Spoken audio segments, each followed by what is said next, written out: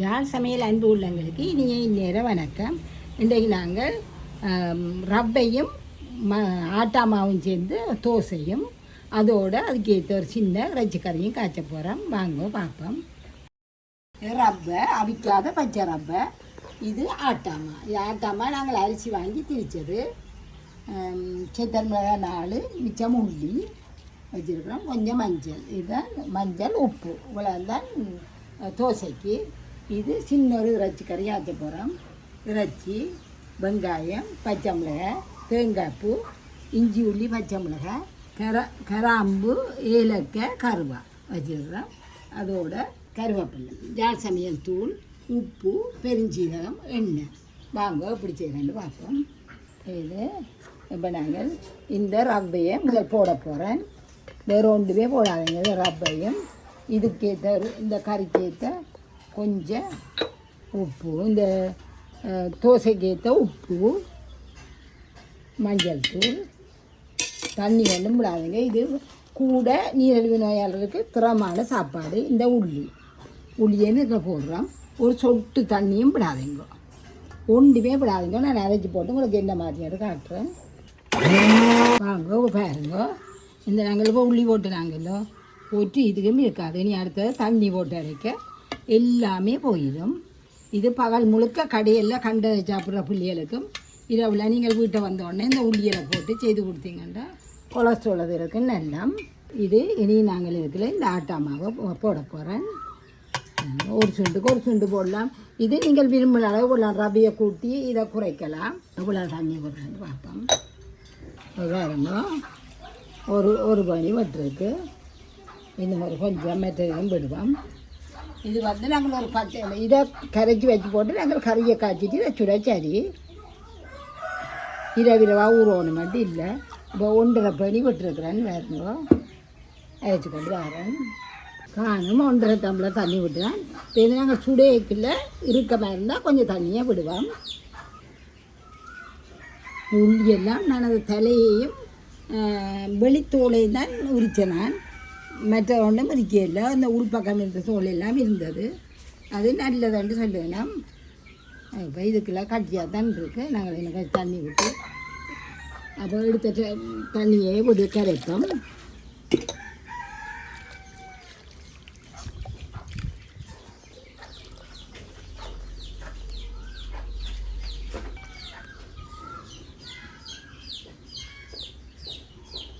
இதை நீங்கள் சின்னாக்கள் எல்லாருக்குமே நல்ல இது. சின்னாக்களை கொடுக்குறோன்னா இந்த சித்தமிழாதுகளை தவிடுங்க.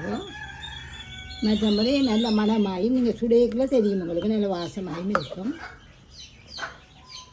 நீரிழிவு நோயாளர்னு சொன்னால் இன்னத்தை கொடுக்குறே ஒரே என்ன சமைக்கிறேன் என்ன கொடுக்குறேன்னு யோசிப்பீங்கள்ல. என்ன அதுக்கு இதெல்லாம் நல்ல இது. ஒவ்வொரு நாளும் ஆட்டாமா செய்யாமல் ரவையும் செய்யாமல் 2ஐயும் கலந்து செய்யுங்க. நல்ல சாப்பாடு இது. சரி, பதஞ்சரி நாங்கள் இதை அப்படியே கறி ஆச்சு மட்டும் மூடி வைப்போம். நாங்களே என்ன செய்யலாம்னு பார்ப்போம். இது நாங்கள் தேங்காய் பூ விடுறதில்லை. தேங்காய் பூவை அரைச்சி வித்தியாசமாக செய்வோம். நெடுக ஒவ்வொரு நாளும் ஒரே மாதிரி பிள்ளைகளுக்கு செய்து கொடுக்காம இந்த கருவாவை தூளாக்கி போடுவோம். இந்த கருவா ஏன் எல்லாத்துக்கும் போடுறீங்கன்னு கேட்டீங்க. கருவா வந்து கொழுப்பை வெட்டுறது.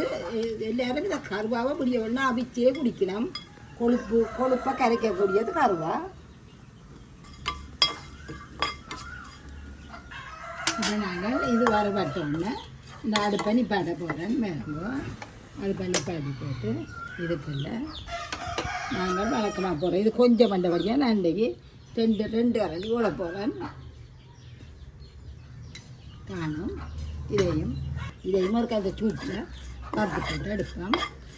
இந்த சூட்டோடையே இருக்கட்டும். தேங்காய் பூ வந்து நீங்கள் வறுக்க தேவையில்லை. தேங்காய் பூ வறுத்து காய்ச்சலும் ஒரு கறி இருக்குது. இது நாங்கள் பச்சையாக காய்ச்சுவோம். இந்த தேங்காய் பூவளத்தையும் போட போகிறோம்.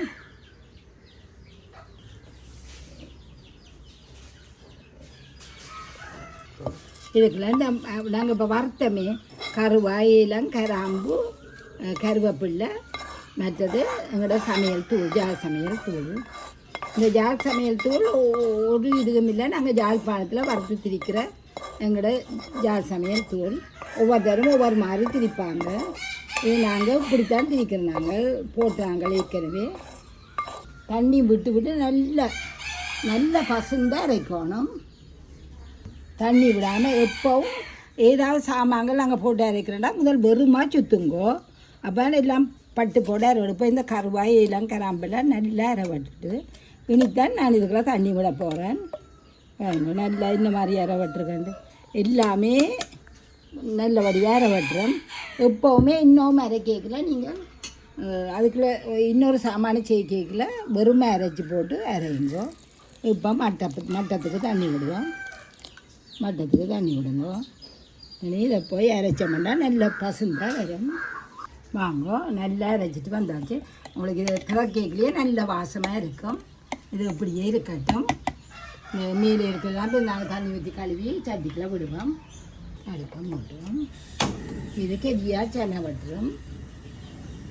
எண்ணெயை விடுவோம். ஒரு நாங்கள் வழக்கமாக ஒரு கறிக்காய்ச்சிக்குள்ள இவ்வளோ எண்ணெய் விடுவோம். அவ்வளோ விடுங்க. கிணக்கேண்டு தேவையில்லை. இந்த பெருஞ்சீரத்தையும் போடுவோம். கொஞ்சம் பொரிக்க விடுவோம். பாருங்க, கொஞ்சம் பொரிக்கிட்டு நல்ல வாசமாக இருக்கும். இப்போ நாங்கள் எல்லாத்தையும் ஒன்றா போடுவோம். வெங்காயம், பச்சை மிளகாய், கருவேப்பிலை. வெங்காயம் வந்து நான் எப்போவும் கழுவி கொஞ்சம் கூட பாதிக்கிறது தூசி வேண்டாம். வறுப்போம். பல்கேக்கில் நெல்லிய நெருப்பு கொண்டாங்க. பல்கேக்கில் நெல்லிய நெருப்பில் வச்சு பொன்னிறமாக வறுத்து எடுப்போம். அரைப்பழம் பெற நாங்கள் இஞ்சி உள்ளி பச்சை மிளகாய் அரைச்சி வச்ச கூட்டை போடுவோம். இப்போ வாங்க நாங்கள் இஞ்சி உள்ளியையும் போடுவோம். இஞ்சி உள்ளி பச்சை மிளகாய் அதையும் அரை அடியால் வந்தால் அரிவாசி வந்த பிறகு நாங்கள் அதில் போடுவோம்.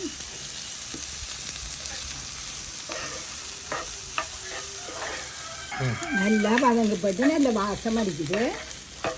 மனம் எல்லாம் போக நீங்கள் இப்போ நான் போட்டு ஒரு 5 நிமிஷத்துக்கிட்டே ஆச்சு. இஞ்சி பூண்டு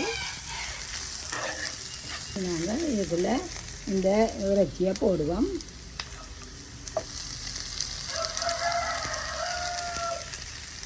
இது கோழி இறைச்சி.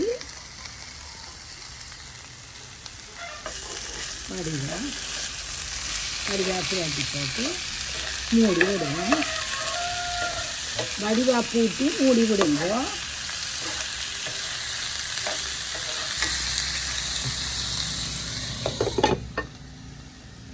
இது அவிஞ்சு இது தண்ணி விடும்.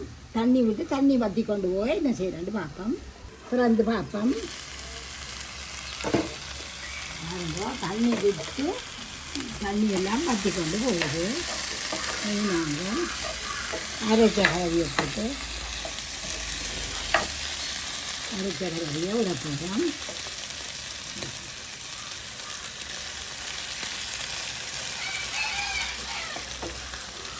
கழுவி தண்ணி ஊற்றுவோம். இது ஒரு வித்தியாசமாக இருக்கும். நல்லா கிரடி போட்டு மூடி விடுவோம்.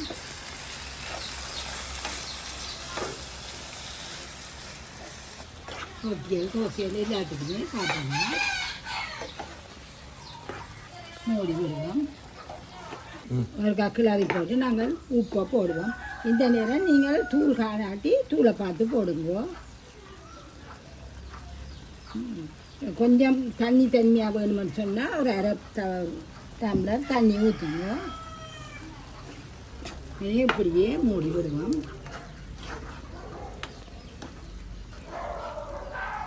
அப்படியே மூடி விடுவோம்.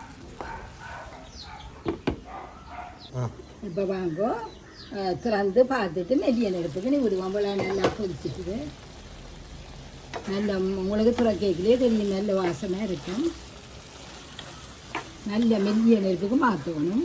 மெல்லிய நெருப்புக்கு மாற்றினீங்கன்னா குழம்பு வத்தாது. நல்ல வடிவாக எல்லாம் இந்த அவிஞ்சு நல்ல வடிவாக வரும், பூத்து போய் வரும் கறி. மெல்லிய நெருப்புக்கு மாற்றி விடலாம். நல்லா மேலால் கொண்டு போய் வெட்டிக்கலாம். தெரியும் தெரிகிறது தெரியாது, அப்படி விடுங்கோ. வாங்கோ, நாங்கள் இப்போ அடுப்பை திறந்து பார்ப்போம். இது மரக்கு இந்த தோசி அதுகளுக்குண்டபடி தான் கொஞ்சம் உரைப்பை வச்சது. நீங்கள் சோத்துக்கன்னு சொன்னால் நிறைய கொஞ்சம் உரைப்பதையெல்லாம் கூட போடலாம். தருமா நல்ல ஒரு கறி. இப்படியே மூடி போட்டு நாங்கள் நிப்பாட்டினோம்னா உடனே திறக்க வேணாம், நல்ல வாசமாக இருக்குது.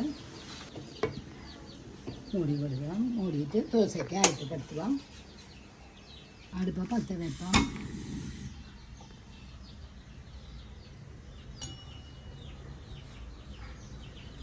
கொஞ்சம் ஒரு துளி எண்ணெய் விடுவோம்.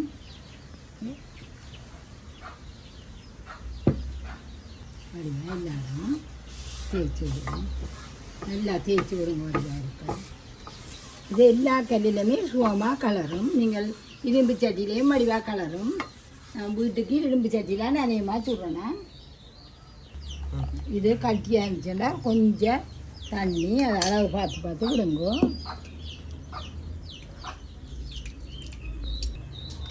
கொஞ்சம் தண்ணி விடுங்கோ.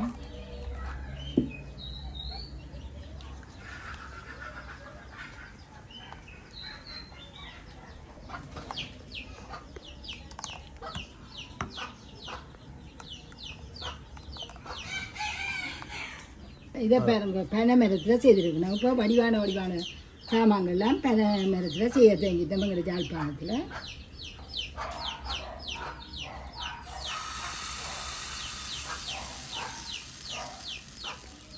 கொண்டு வந்து விட்டு வடிவாக சுட்டணும். இது எந்த தோசைக்கல்லையுமே வடிவாக சுடுப்போம். எங்களோட இரும்பு சட்டியில எல்லாம் வடிவாக சுட்டு செய்ய வரும்.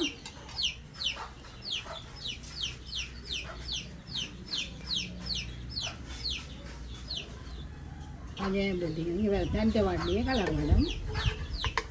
இரும்பு சட்டிலையுமே மாறித்தான் மாறி 2 தடவை போடுங்க. உங்களுக்கு முருகை விடுங்க விருப்பம் பண்ணால் கொஞ்சம் நேரம் கூட விடுங்க.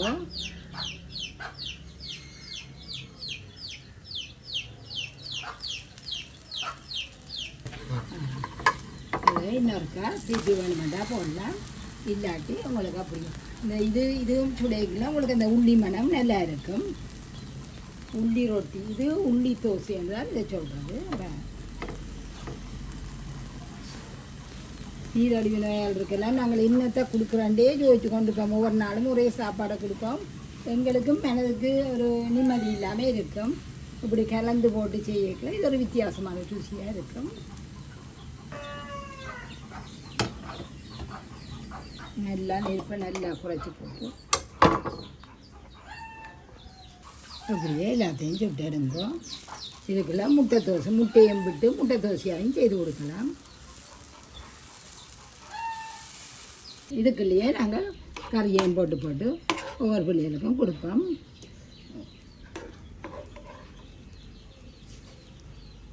இது பார்க்கத்தான் உங்களுக்கு இந்த உரைப்பு கொஞ்சம் குறைவாக இருக்குது.